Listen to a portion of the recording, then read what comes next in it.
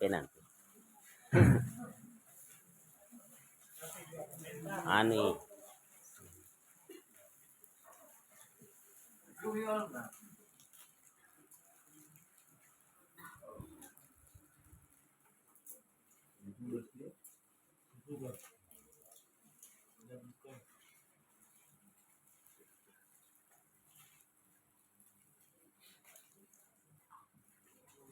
Di sini mudah-mudahan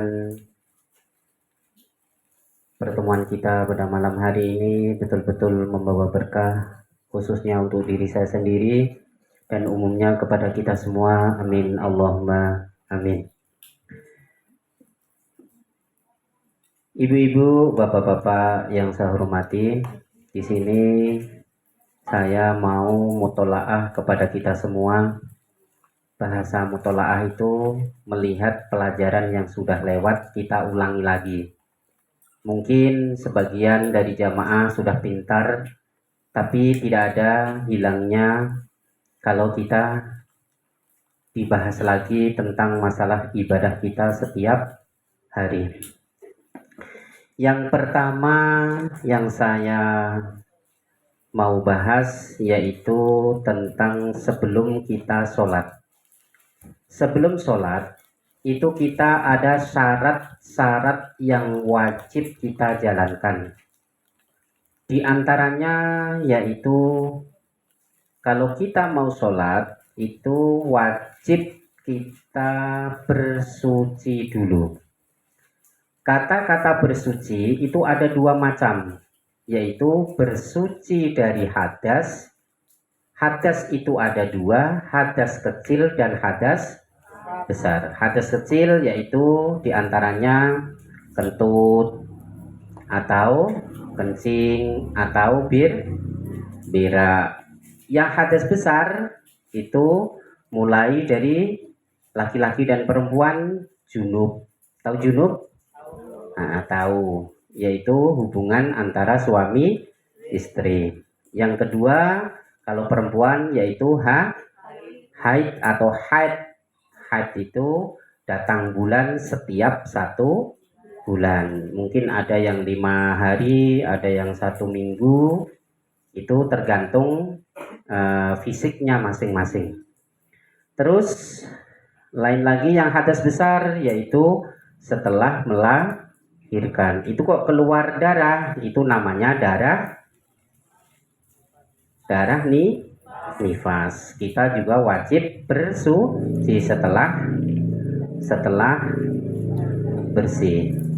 Yang terakhir yang hadas besar yaitu orang meninggal. Orang meninggal itu mempunyai hadas besar yaitu wajib dimandikan.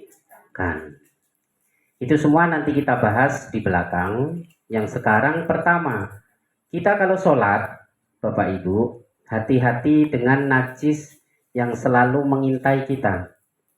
Kenapa saya bilang begitu? Karena sering saya sampaikan banyak orang masuk neraka bukan karena ibadahnya.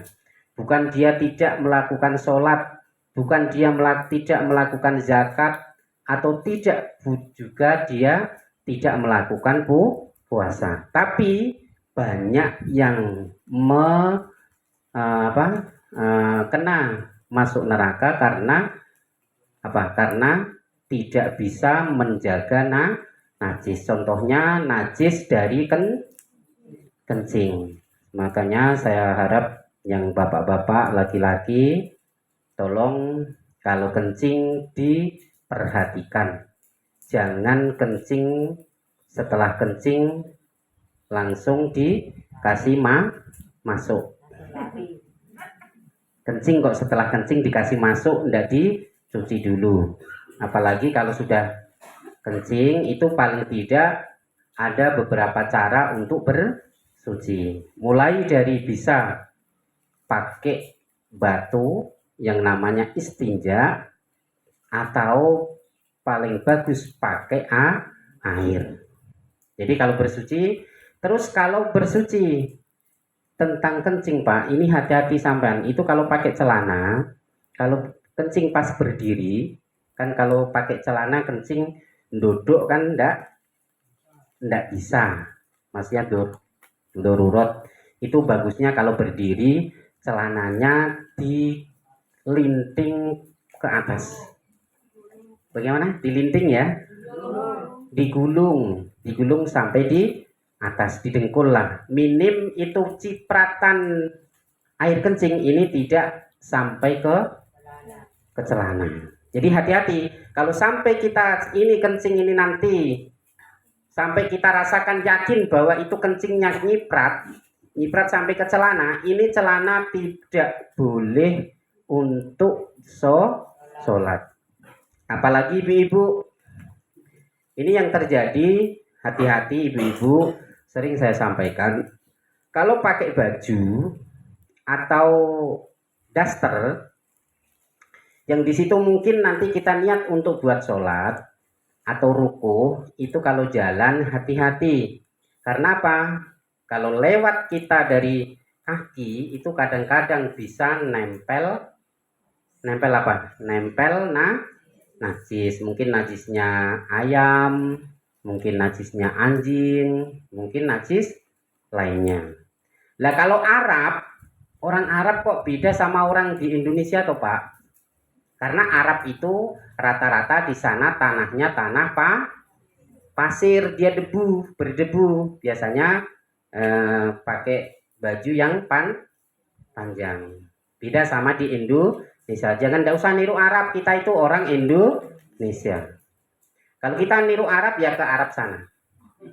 Begitu toh?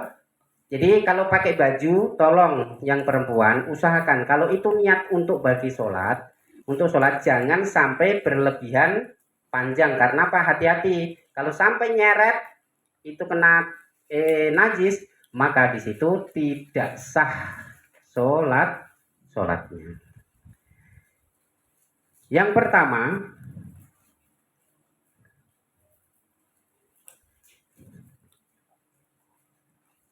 saya bacakan bahasa Arabnya sedikit ya, enggak apa-apa toh? Biar nanti Pak Ma'ruf kok kalau ngomong kok cuma bahasa Indonesia saja, enggak ada Arabnya, dalilnya itu apa toh aslinya, kan begitu ya. Sekali-kali kita baca bahasa Arabnya. Faslun itu fasal yang menerangkan furudul wudu'i sittatun. Fardunya wudu itu ada 6. Jadi 6 ini, kata-kata fardu itu wajib dijalankan. Jadi kalau ditinggal ini salah satu, maka wudunya enggak sah. Paham ya? Pertama yaitu kita al-awwalu an-niyatu. Yang nomor pertama kita wajib menjalankan niat. Niat itu ada 2. Niat itu ada 2, yaitu niat yang pertama wajib niatnya di dalam hati. Kita baca dalam hati itu wajib. Kalau dibaca di lisan itu sunnah. Caranya bagaimana?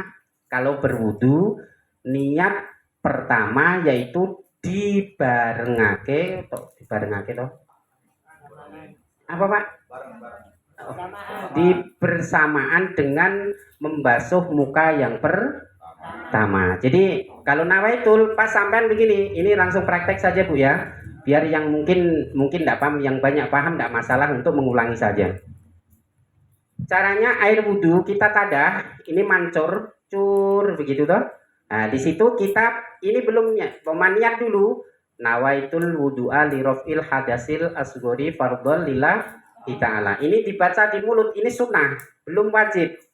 Tapi kita baca niat. Yang wajib ini pas ini ini ada airnya, ini pas masuk ini nawaitul. Jadi pas pertama ini basuh air ke muka, ini hati kita sudah bilang nawaitul. Paham ibu-ibu ya? Jadi jangan langsung kita sudah nawaitul wudu'a li rafil terus baru kita wudu biasa saja, itu belum pas. Karena niat itu wajib dibarengke dengan masuk muka yang pertama. Paham ibu ya? Jadi niat disamakan bersamaan dengan membasuh muka yang pertama. Terus muka yang kita basuh itu ada titik jedanya, maksudnya ada batas-batasnya. Saya pahami, saya ulangi, mungkin seringlah saya sampaikan, kalau kita membasuh muka ini mulai dari tumbuhnya rambut yang di atas. Ini yang biasa. Kalau yang buta, ini ya tidak dari sini. Biasa kan ada kepala buta. Nah, ini ada di depan. Buta itu dia. Yang rambut yang biasa tukul, tumbuh sampai ini. Ini intil-intil kuping. Tahu intil-intil kuping? Nah, kita pegang ini ada ini nih. Nah, terus uang dua, uang ini nih. Kita kalau tidak punya uang ini repot. Rahang. Nah, rahang. Ini rahang dua, janggut. Ini wajib basah. Jadi kalau membasuh muka begini, Bu. Jadi pure begini. Ini nanti ini sampai di sini telinga. Kalau sampai ini telingamu kok tidak basah, ini belum pertama kali. Terus dua kali. Kalau sudah merasa ini semua sudah masuk air semua, masih basah semua, baru kita sunnah dua masuk yang kedua, yaitu ketiga. Disunahkan kedua dan ketiga begini. Yang pertama kali wajib, walaupun 3 kali ini belum semuanya, mungkin saking mukanya lebar atau airnya sedikit, seumpama atau ini belum pertama, belum sempurna. Jadi pertama pure, pokoknya harus basah semua sampai dimulai dari ini sampai di sini. Begini. Makanya kalau ibu-ibu kalau berwudu, tolong jangan pakai rukuh. Usahakan dibuka. Jadi kalau dibuka bagaimana? Karena biar ini semuanya kena. Kalau sampan itu bawa seperti itu kok wudu, ini yang kena di ujung saja, di muka depan saja. Ini wudunya tidak sah. Paham ya Ibu? Yang pertama yaitu niat. Yang kedua, pertama niat dibarengke dengan membasuh muka yang pertama. Yang kedua, asani ghuslul wajhi, yaitu membasuh muka. Sudah saya terangkan. Yang nomor 2 itu membasuh muka. Jadi pertama niat, yang kedua membasuh muka. Muka yang sudah kuterangkan tadi. Terus asalisu, yang nomor 3 yaitu ghuslul yaden. Ghuslul yaden itu membasuh tangan dua, ma'al mirfaqoin. Ma'al mirfaqoin itu adalah sartane sikut. Ini sikut yang kita punya ini wajib basah. Kalau kita berwudu kok cuma ada di sini saja. Ini sikut ini bahasanya apa, Pak? Yo siku ya. Nah, sikut lah. Sikut itu kalau tidak basah ini tidak sah. Makanya kalau sampan pakai baju yang ketat, mungkin kaos, biasanya ada. Kadang-kadang saya lihat, minta maaf ini, wallahualam, mudah-mudahan diampuni Allah. Karena mungkin mudah-mudahan juga dia tidak tahu. Sering saya lihat, kalau pas lihat berwudu, ini orang pakai kaosnya nyepret. Ini dia tarik segini saja, segini. Ini tidak perempuan juga tidak laki-laki. Lihat, ini orang memang nggak tahu atau memang sengaja. Saya tidak paham. Ini intinya dia sendiri. Ini tidak boleh. Ini secara hukum fikih ini tidak sah karena sikunya tidak basah. Paham ya? Yang sunnahnya bagaimana, Pak? Sunnahnya pas wudunya ini yang bagus di atas sikut, ini tengah sini. Di atas siku. Ini nanti kalau besok kalau di surga itu ada namanya, kalau pas kita lihat ketoprak di Jawa atau biasa pakai baju Jawa, ini di sini kayak ada anunya. Apa namanya? Apa Pak? Gelangnya. Gelang cahaya di sini. Ini sampai di situ. Itu nanti kalau di surga, Pak, di situ nanti dikasih semua. Kalau di surga kita bajunya tidak seperti ini. Nanti kayak apa? Tidak usah dibayangkan. Nanti kalau masuk surga tahu sendiri. Saya juga belum tahu. Amin. Paham ya, Bu ya? Yang ketiga yaitu membasuh. Kata-kata membasuh ini wajib basah. Tidak mengusap lo ya. Yaitu mulai dari tangan sampai siku. Kalau bisa di atasnya sedikit. Kalau lebih Pak, yang saya basuh itu lebih sampai di sini, di ketiak, umpama. Ini kalau berlebihan sampai di atas, sampai kayak orang apa? Ya ini hukumnya boleh tapi makro. Makro itu lebih bagus ditinggal. Paham? Tidak ada yang tanya? Enggak toh? Belum. Ar-rabi'u yang nomor 4 dari fardunya wudu, yaitu mashu syai'in minar roksi. Ini kata-kata mashu, Bapak Ibu. Mashu itu mengusap, jadi bukan membasuh. Kalau mau mengusap yang pas, mashu minar roksi, dari sebagian dari kepala, ini caranya begini, aku kasih tahu caranya. Ini besok kalau kepala ini untuk wudhu, ini biar bercahaya biar tidak cepat ubanan. Kalau ada orang cepat ubanan berarti jarang dibasuh. Kalau kepalamu mumpung masih belum beruban, mohon maaf saya dulu ya, enggak, ini saya tuh wawalam benar bunda, saya enggak paham. Maksudnya katanya setelah berwudu itu disuruh air wudhu kasih gini. Ini sunnah. Ini begini. Ini ambil air, paham toh? Ini begini. Seret. Jadi ini semuanya. Paham ya? Tapi jangan air dikasih begini. Ini namanya kita mengusap. Kalau 3 saja yang basah, 3 rambut itu sudah cukup. Sedikit saja enggak masalah. Kalau begini, Pak, umpama begini toh di belakang, yang penting tidak rambutnya yang panjang lewat di pundak. Mentang-mentang rambutnya panjang baru rambutnya yang di pundak di basuh, ini tidak boleh. Yang boleh sampai di sini, tengkuk apa? Pokoknya. Paham ya? Itu namanya mengusap. Siapa yang mengusap rambut? Kata-kata mengusap bukan membasuh.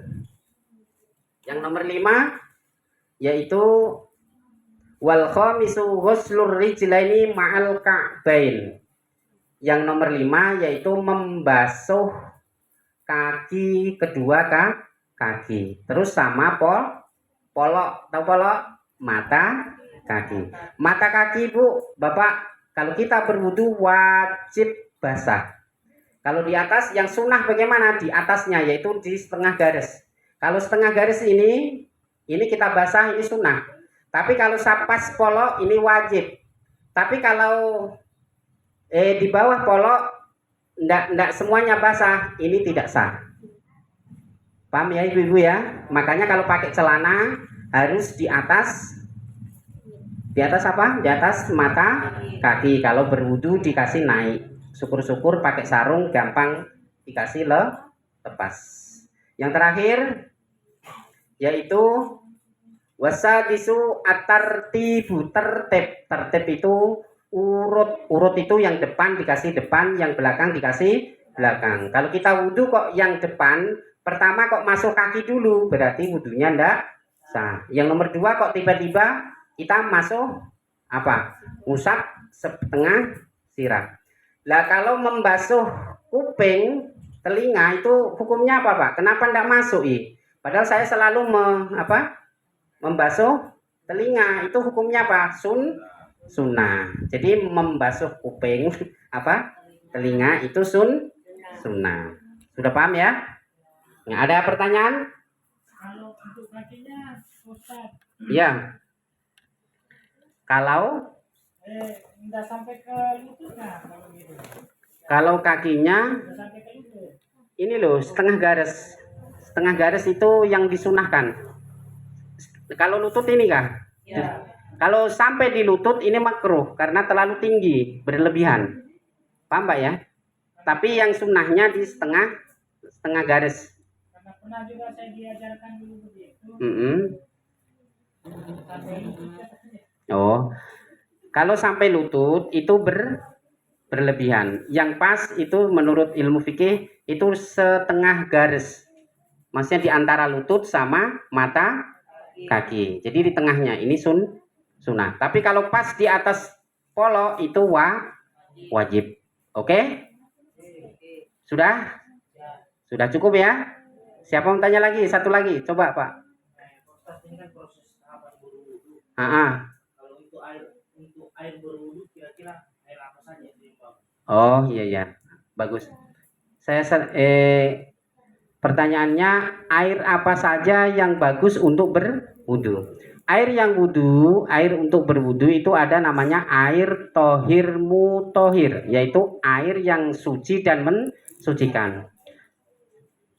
Ibu-ibu, jangan terpancing dengan orang yang mungkin ada pedoman lain. Mohon maaf, kalau menurut Imam Syafi'i, itu air wudhu yang kita harus berwudhu, itu paling minim itu mengalir. Yang wajib kita mengalir. Kalau mengalir, itu kayak keran.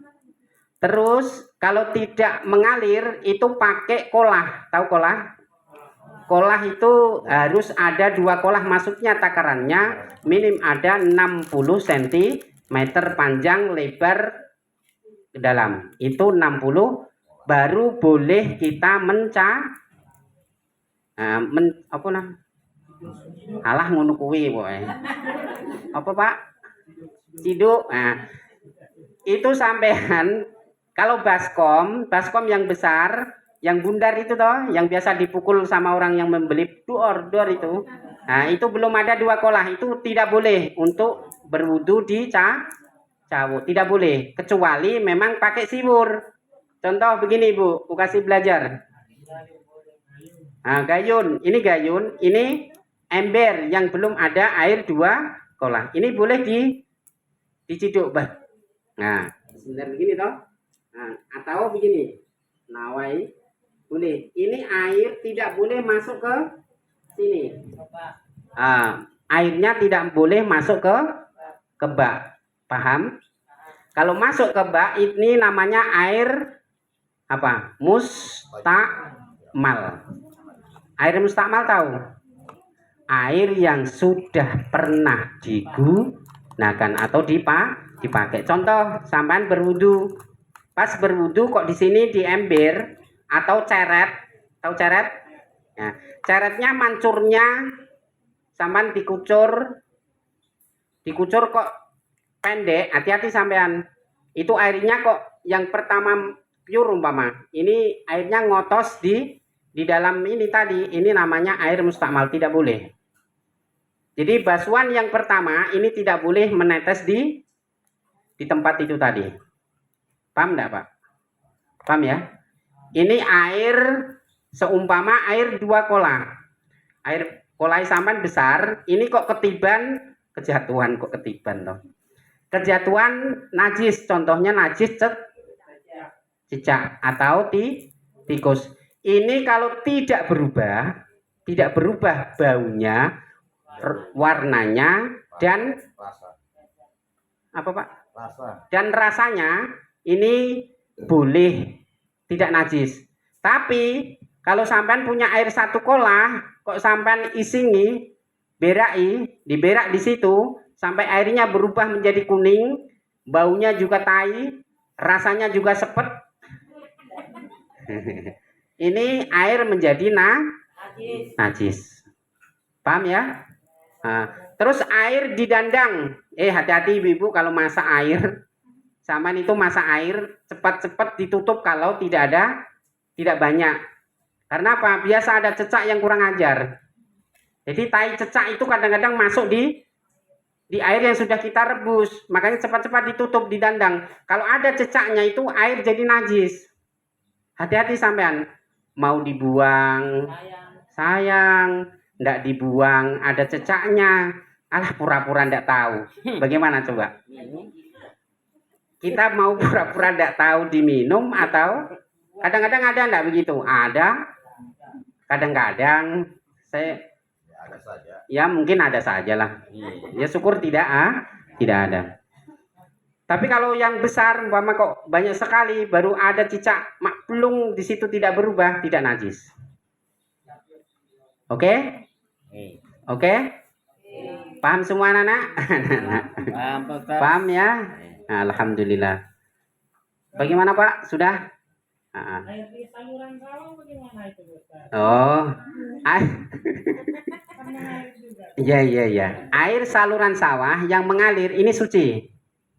Kecuali air, kalau ini kan banyak, baru airnya mengalirnya sedikit, baru di atas sana kamu ngising di berak di atas. Ini yang di bawahnya mengalir, ini najis.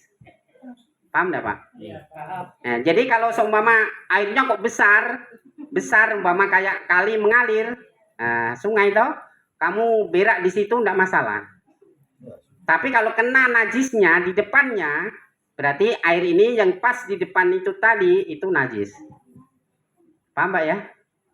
Nah, tapi kalau yang di sawah mengalir, bagaimana Pak untuk saya berwudu kalau dia mengalir? Boleh, kecuali kita betul-betul melihat di situ ada tai gelembang-gelembang, paham atau ada gedang goreng, pisang kayak goreng, wah apa itu kuning-kuning, mengkal-mengkal itu dikiranya. Nah, di situ kalau seumpama kita lihat berarti tidak boleh untuk berwudu. Oke? Selesai?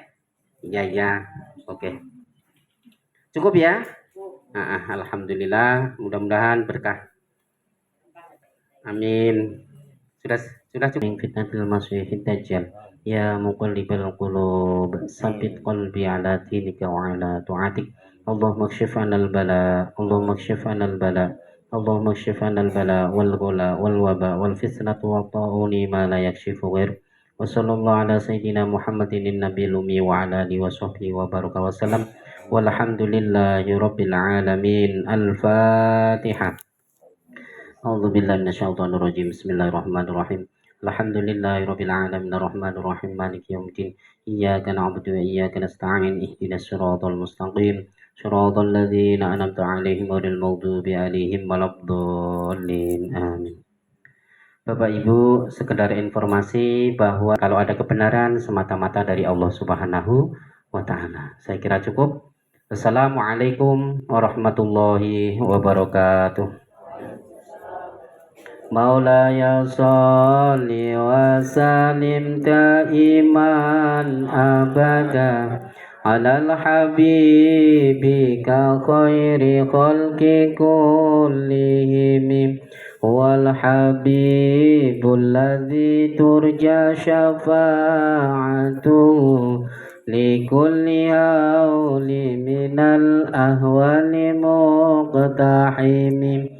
Ya Rabbi bil Mustafa baligh maqasidana waghfir lana ma madha ya wasi'al karami ya arhamar rahimin ya arhamar rahimin ya arhamar rahimin farij 'alal muslimin.